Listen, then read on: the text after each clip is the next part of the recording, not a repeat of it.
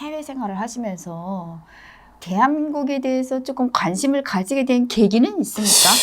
한국에 IMF 네. 왔을 때 대우 그룹이라든지 네. 대우 그룹이 다 매각당하고 그렇죠. 제가 이제 네. 유럽에 잠깐 있었거든요. 네. 그 출장도 나가 있었고 네. 있을 때는 참 대단한 나라고 봤어요. 그때 제가 해외 뉴스를 보니까 신문 잡지를 볼 때 한 끼 굶기 운동.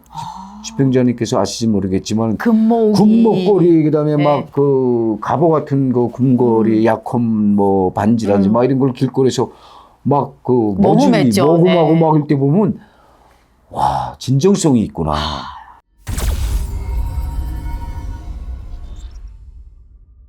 시청자 여러분 안녕하세요.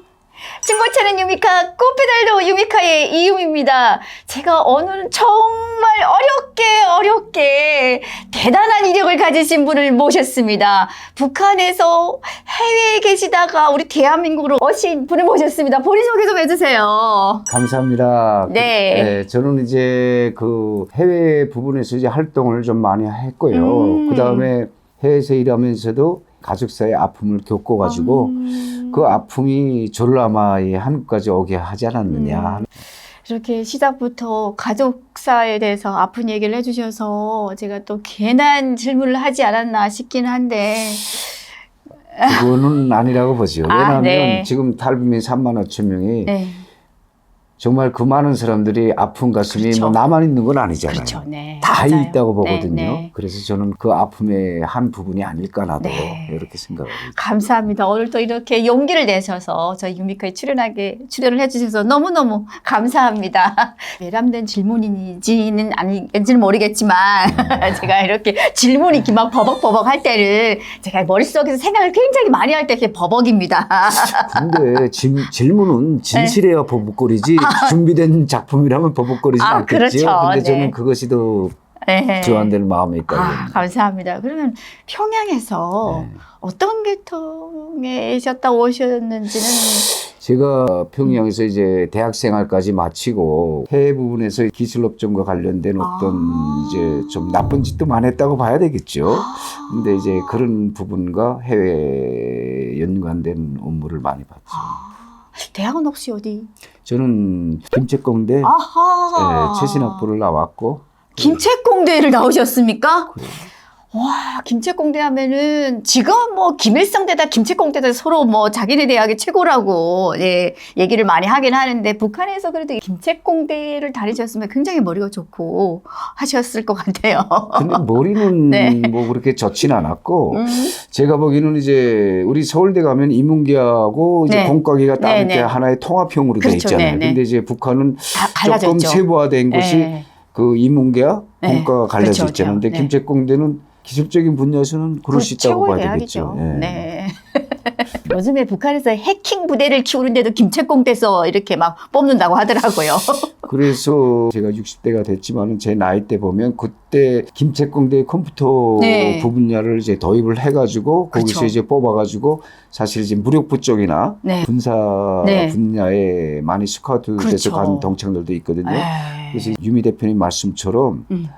그런 분들이 가서 이제 해킹의 원천이 됐죠. 그렇죠. 네, 원천이 됐죠. 요즘에는 해킹으로 다 이렇게 돈을 빼가지고 북한이 지금 유지가 되는 것도 해킹으로 들어가는 돈이 많다라고 얘기를 하더라고요. 그렇죠. 네. 그게 뭐 날아가는 돈인데. 그렇죠. 날아가는 돈인데.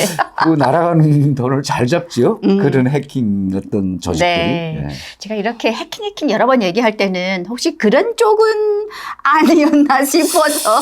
제 주변에 어떤 그런 부분에 어떤 친구들이나 지동들이 그런 부분에 갔지만은 저는 그거하고 북한의 과학기술이라든지 아하. 이런 부분에 어떤 북한은 뭐 이경제나 뭐 이런 부분들이 있잖아요. 이제 네. 그 그렇죠. 군사 네. 분야를 관리하는 단위가 결국은 어떤 외교적인 관계의 툴을 쓰고 움직이는 것이 이제 중요하다고 봐야 되겠죠.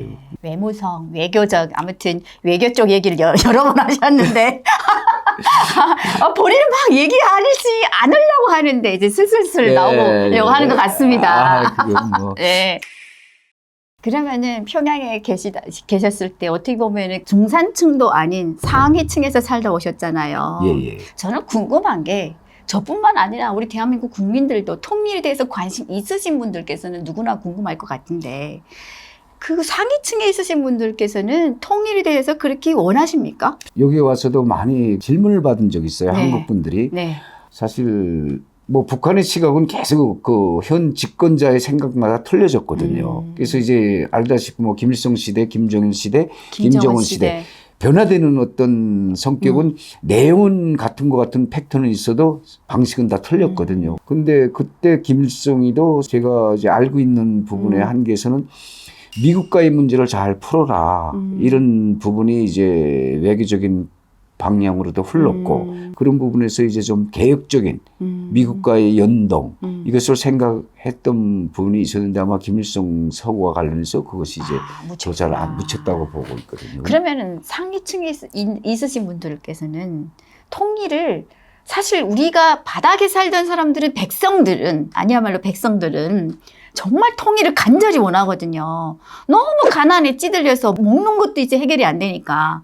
그러면 상위층에 계시는 분들은 일단은 먹고 자고 쓰는 것까지는 해결이 되잖아요. 그렇죠. 예, 뭐 나눠주는 게 많고 혜택도 많고 하니까. 그럼 그런 분들 생각은 통일을 그렇게 간절히 원합니까?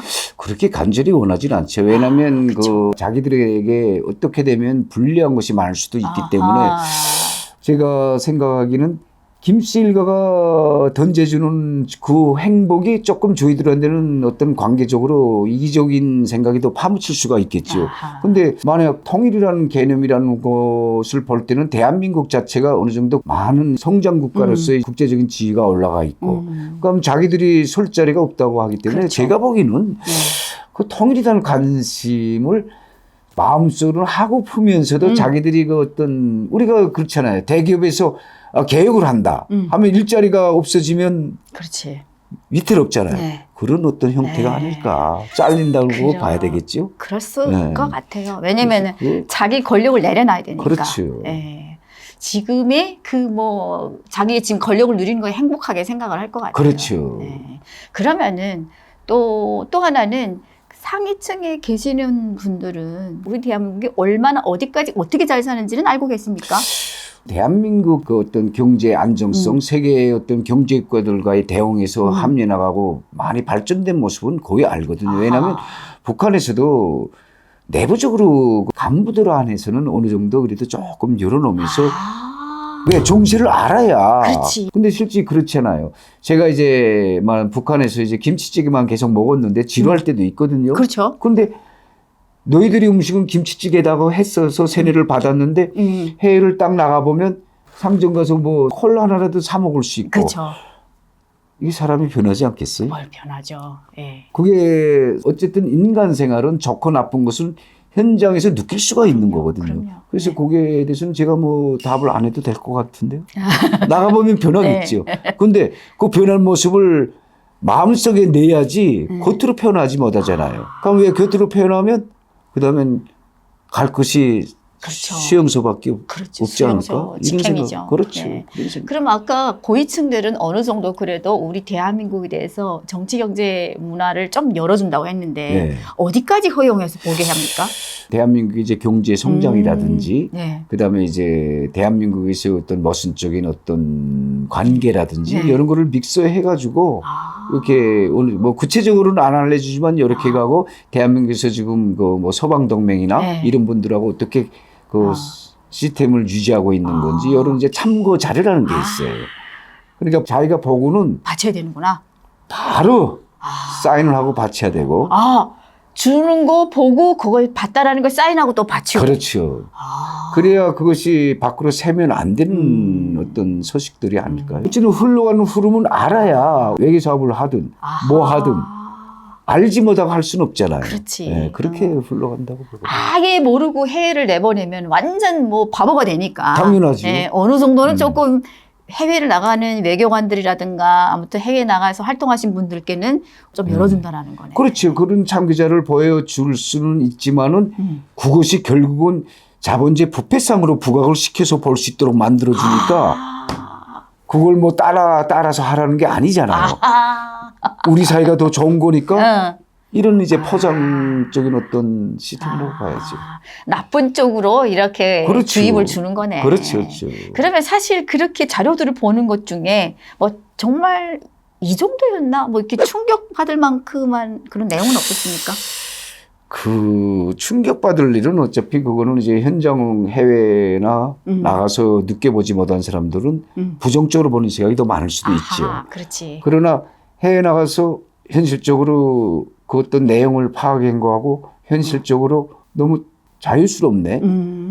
아, 이게 자유가 이래서 이게 편안하구나. 우리는 뭐 하나 먹을래도 콜라 한 부 사 먹으러 가려면 갈 자리가 없잖아요. 그렇죠. 근데 여기는 가다가 보면 목이 마르면 가서 콜라를 자연스럽게 사 먹을 수 있고, 근다고 뭐 콜라 사 먹는다고 사인할 필요는 없잖아요. 그렇지. 그러니까 이제 그런 부분이 자연스러워지니까 사람인지라. 그러면 좋은 거라는 인간의 모습을 봤을 때는 좋게 받아들이겠죠. 그렇죠. 근데 그것을 표현할 수가 없겠죠. 그럼요. 단지 그 차이점이라 하지만 상위층은 거의 알고 있다고 봐야지. 그러네요. 그러면은 상위층들한테 김씨 산부자들이 이 상위층만 가지고 목 조이고 이제 정치를 하는 이유가 그만큼 또 혜택을 주잖아요. 내가 이렇게 주는 게 있으니 니를 이렇게 받고 복종을 해라 이거잖아요. 그렇죠. 얼마만큼 혜택을 줍니까? 그 뭐 예를 들어서 먹는 것만 얘기를 한다면 먹는 것만 얘기한다면 그들이 어느 정도 실례 들어서 소민의 쌀 한 가마니를 준다면 한 가마니를 주면 10명이 먹는데 한 가마니를 줬다. 그러나 상위층은 두세 명이 먹는데 10가마니를 준다고 하면 이 사람들이 한 가마타는 서민층으로 갈 거라고 생각하세요? 절대 생각 못 하죠. 그 열 가마가 자기한테는 더 중요한 거 아니겠어요? 그렇지. 그러니까 이제 생활의 리듬이라고 봐요. 그러니까 쉽게 말해서 그냥 먹는 거로 많이 유도를 하고 또 어느 정도의 권력을 그렇죠, 좀 주고 또 그 권력선에서 또 넘어가면 또 죽이고 그렇게 평양에서 생활을 하시다가 몇 년도에 평양을 뜨셨습니까? 저는 이제 2000년 초반에 평양을 많이 떠나봤죠. 이제 해외 출장을 많이 나가다 나니까. 어느 나라를 몇 개 나라를 거쳤는지는 얘기를 해줄 수 없어요. 이게 거치지는 않고 제 업무가 이제 보통 필요한 부분에는 다 가야 돼서 이제 한 3, 40개 정도의 나라를 제가 다 봤거든요. 저는 3, 40개국을 돌아다녔습니까? 네, 그렇게 이제 봤는데 그거는 이제 업무상. 그래서 항상 어떤 때는 대단하네. 참 이 편안한 세상이 더 많은데 우리 국민들은 왜 힘들게 우리 북한 국민들은 너무 힘들지 않을까? 이런 생각도 갔었죠, 저는. 그러면 해외 생활을 하시면서 대한민국에 대해서 조금 관심을 가지게 된 계기는 있습니까? 그런 계기는 있었어요. 제가 이제 보면 90년대 중반에 보면 이제 한국에 IMF 왔었지 않았을 때 대우그룹이라든지 대우그룹이 다 매각당하고 그렇죠. 제가 이제 유럽에 잠깐 있었거든요. 그 출장도 나가 있었고 있을 때는 참 대단한 나라고 봤어요. 저는 그때 그 해외 나가는 사람들 대부분은 이제 뭐 한국 세상의 어떤 성장 과정이나 대한민국 정부의 위대상이죠. 한마디로 이제 발전하는 어떤 부자들과 나라의 계열에 맞춰간다는 건 거의 다 알고 있죠. 근데 이거 말할 수는 없잖아요. 그렇죠. 알고는 있는데 저는 그때 언제 참 대단한 나라고 봤냐면 그 90년대 중반 때 그때 IMF가 오면서 그 극복하는 국민들 모습. 그때 제가 해외 뉴스를 보니까 신문 잡지를 볼 때 한 끼 굶기 운동. 그 잡지에 그렇게 나왔어요. 예, 그 IMF를 지금 이겨내기 위해서 극복하기 위해서 나가 있어 대한민국. 그다음에 그때 뭐 집행자님께서 아시지 모르겠지만 군목걸이 그다음에 막 그 갑오 같은 거 군걸이 약혼 뭐 반지라든지 막 이런 걸 길거리에서 막 그 모금하고 막 이럴 때 보면 와 진정성이 있구나. 근데 과연 우리라고 하면 북한이라면 낼까? 안 되죠. 먹고 살기 힘든데 언제 뭐 네. 그렇잖아요. 우리가 뭐 북한에서 사는다는 생각을 할 때는 정적인 어떤 뭐 파철 모으기 뭐 파지 모으기 했지만 그건 정적인 색채 어떤 행위였지. 그렇죠. 나라에서 하라니까 한 거고. 그렇죠. 네. 안 하면 또 처벌을 주니까 한 거고. 직접적인 문제는 아니잖아요. 그렇죠. 근데 참 대한민국 국민이 대단하다. 이 뭉치는 힘이 대단하구나. 저렇게 그래도 괜찮은 나라인데도 그 나라의 위기를 극복해 가자 하는. 그래서 저는 그때 많이 긍정적으로 생각을 했어요.